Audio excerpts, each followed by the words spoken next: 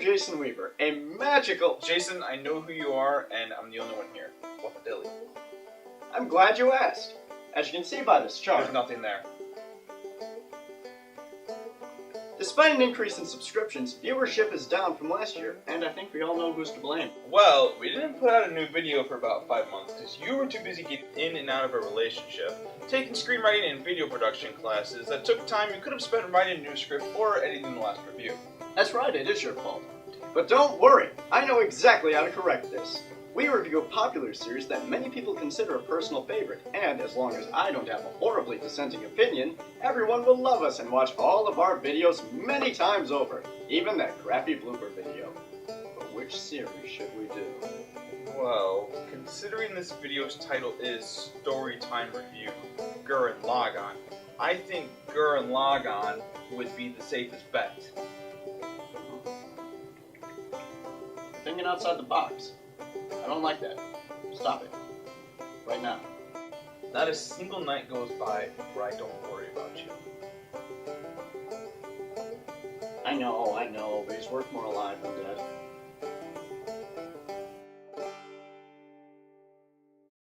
Once upon a time, there lived an underground village full of gross, dirty underground people. Living among their smelly kind was an adorable child laborer named Simon the Digger. What the hell?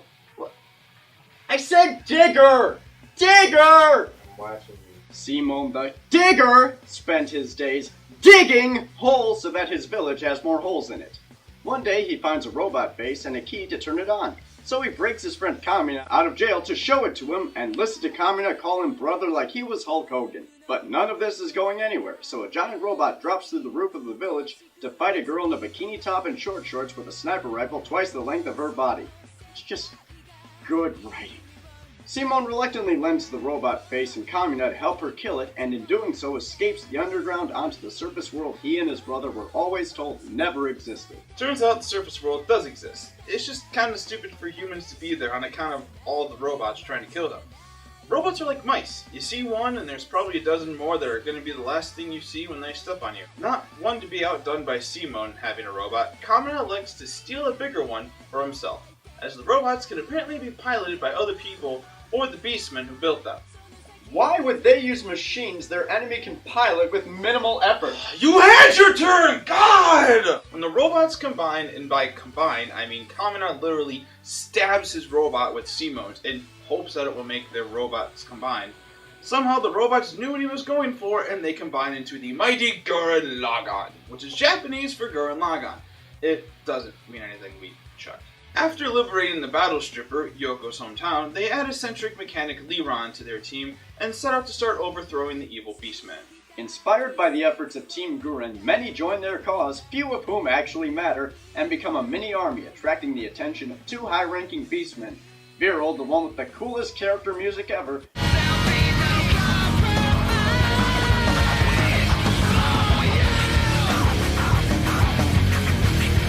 and the one that looks like a gorilla and has a robot with a battleship for a penis. Concluding that if Simon can combine with other robots, he could give the team the upper hand and combine with the SS Battleship penis, while the rest of the team provide a distraction. The night before the big battle, Simon creeps on Kamina and Yoko, finding love in each other's lack of shirt, sending him into the fetal position. Aww, he thought he was gonna tap that. Simon's robot, sensing he's distracted, malfunctions during the attack. Kamina snaps Simon out of his thinking by punching him in the face, making him feel like nothing is impossible. And then... wow. Say it! Come on, can't we just skip it? Come on, can't you just say it? You're a bastard! Say it. No, I hate this part. Kamina? Kamina dies, okay? Yes, I am okay with that. They win, but he gets stabbed and blown to hell. It gets gray and rainy, and it's fucking sad if you have any investment in the show. I don't. Why are you making me relive this?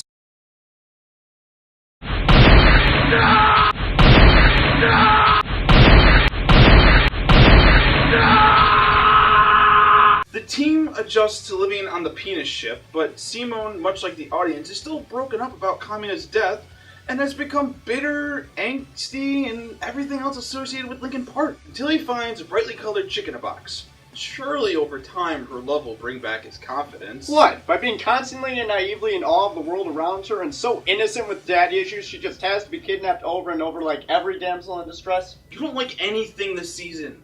You are too easily amused. Can I review? Can you? Shut up! Simone stands up to the other beastmen that the evil Spiral King sent after them and rescues Nia. Called it!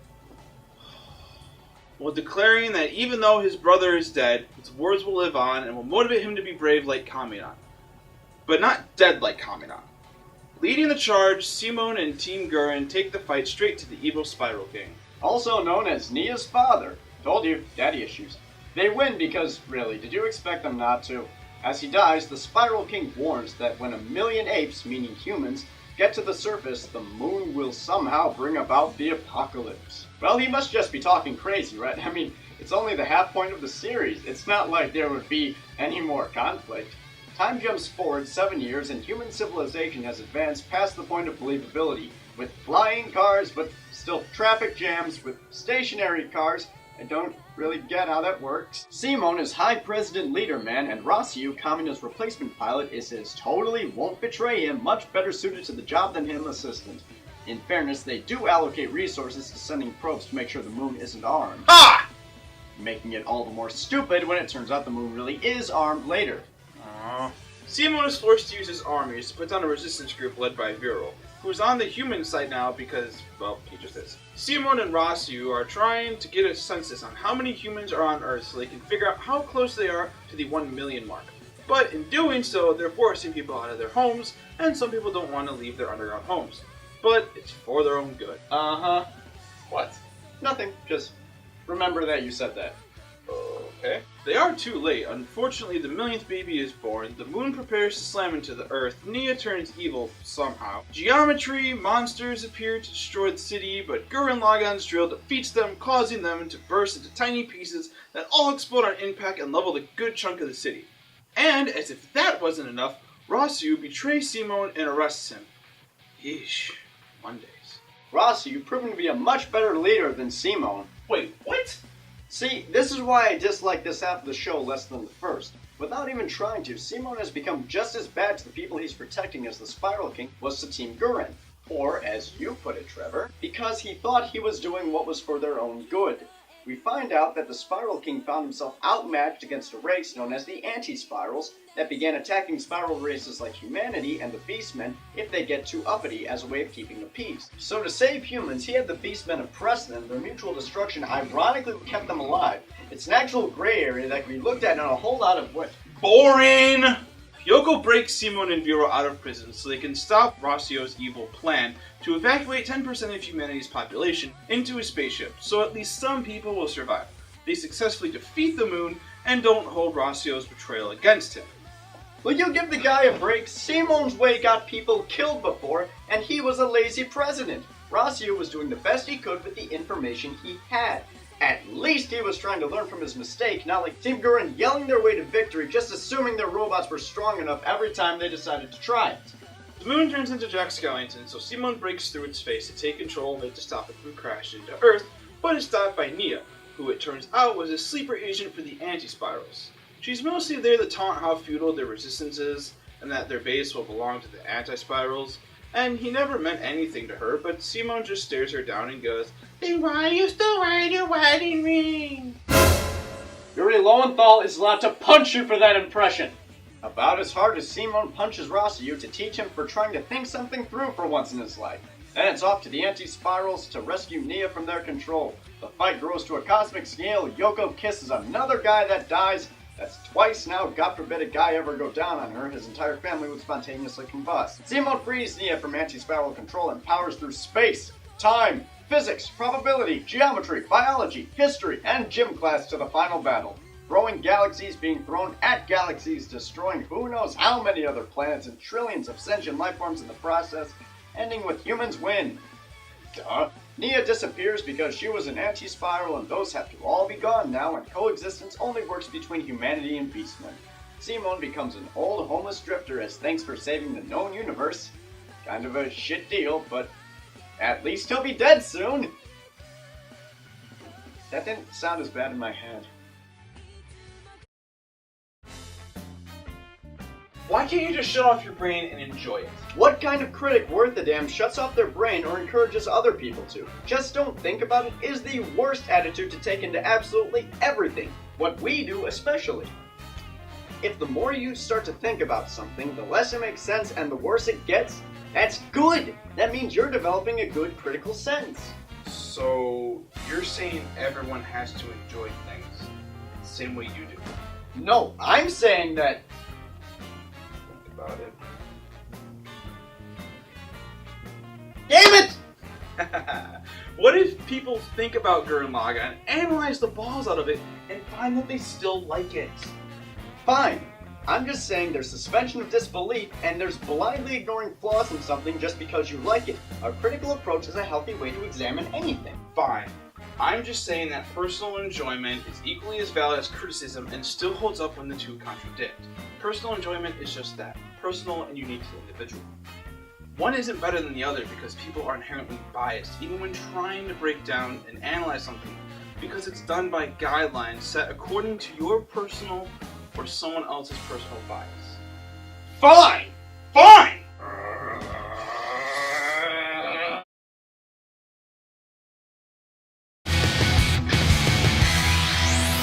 There really was no point in having both of these characters. Simone just grows up to become Kamina 2.0, but there was no need to do that. You already had a Kamina. They are still both good ways to portray the same character, one having the character right away, the other growing into the one that is that character, that same character, that, yes, what? Yes. I've endeavored to never trust Japanese women named Yoko after what happened to John Lennon. And look, I was right. Both guys she kissed ended up dead. Stop breaking up the band, Yoko! Also, what the hell kind of sniper wears a bikini and stripper boots into a fight? Well, that's because bulk of your clothing would slow her down. Right. That's why all women in the armed forces wear exactly that. Well, why don't you complain about Kamina not wearing more strategic clothing? Because A, it did get him killed, and B, he was so stupid that not even having an entire robot to protect him didn't stop him from dying. Kamina, you're too good for this world. There. Kamina's not dead. He just went home.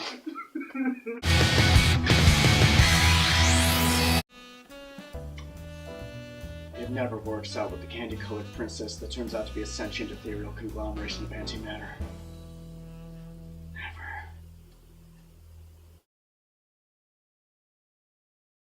Gurren Lagann is a crazy, adrenaline-pumping, action-packed, boob-filled adventure.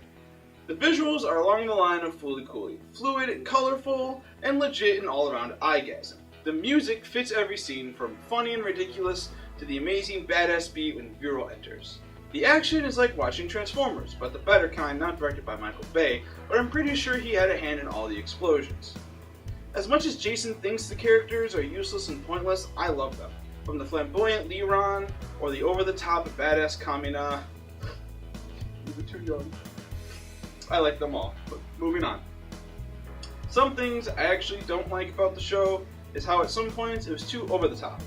I know for Fooly Cooly I said that and I liked it because that's what they were going for, but I felt like it wasn't needed and too much. I remember a night I was watching this and my mom came in the room and ended up falling asleep on the couch, but she could kind of hear and see what I was watching. Well, I was in the final episodes of the show, so shit was just crazy.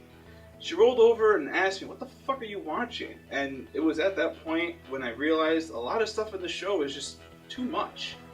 That and the plot is just an insanely fast-paced roller coaster with loops and twists galore. Just when you think things calm down or the bad guy is dead, something bigger and crazier pops up. But I love the show so damn much, it doesn't bother me. Gurren Lagann is awesome, and that's all that matters. Yes, Gurren Lagann is an incredible visual experience. Aside from the couple early episodes that have a rushed, jagged look to them, the animation and artwork is detailed, expressive, and keeps pace with the mood of the scenes, aided by a very passionate soundtrack. Now, if only no one had any lines. The writing in terms of dialogue, plot, and the way that plot is paced is terrible. Stereotypes and one-dimensional nobodies fill the side cast until they must die or be used as a plot device, especially in the second half. Simple elements of the plot are over-explained, more complex ones aren't explained enough, and with the emotion over logic show like this, it probably would have worked in its favor to just not bother. This is most prevalent in the speeches made during the fight scenes wherein the good guys merely need to yell some motivational BS to gain power to win. Simplicity and manly yelling rules because we said so, and if you think about it, you must be some jive turkey fool. It's like a mindless summer blockbuster got stretched to series length, and something that's barely tolerable at 2 hours isn't improved by just having more of it. Trevor! Please, sit. Congratulations are clearly in order. I did the best I could. You did a hell of a job today, and I thank you for it. Excuse me for drinking. It's been a long day. Can I get you something? No, nothing. Thanks. So, what can I do for you? I want out. I'm done. I want out. It's been a very difficult day for everyone, but I need you to stay with me for the next few seasons. Come on, Trevor. You did some good work today. One of the luckiest guys in the world, Trevor.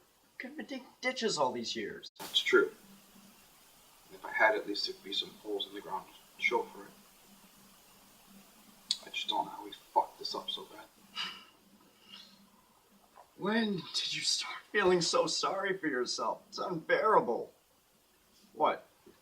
So you think we lost a few subscribers today? It's all for nothing. You've been doing that every day for the past few years, Trev. And if this is all for nothing, so is everything out there.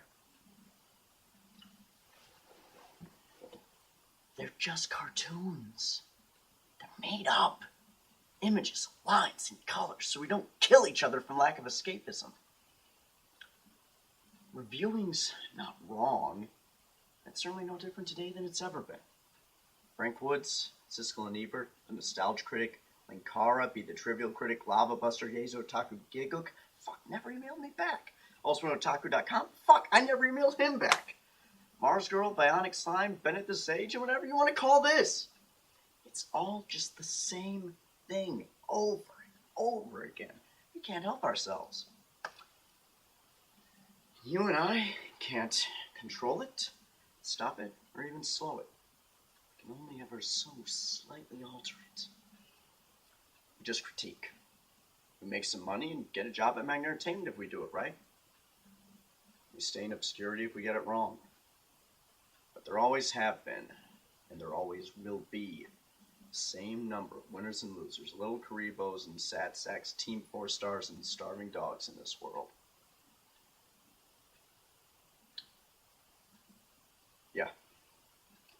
Maybe more of us today than there's ever been. But the percentages, they stay exactly the same.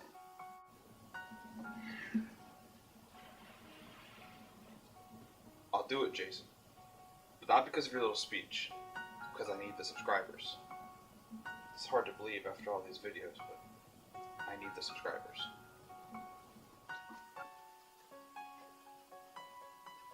Hey, get the lights on your way out. Aren't you leaving too? No?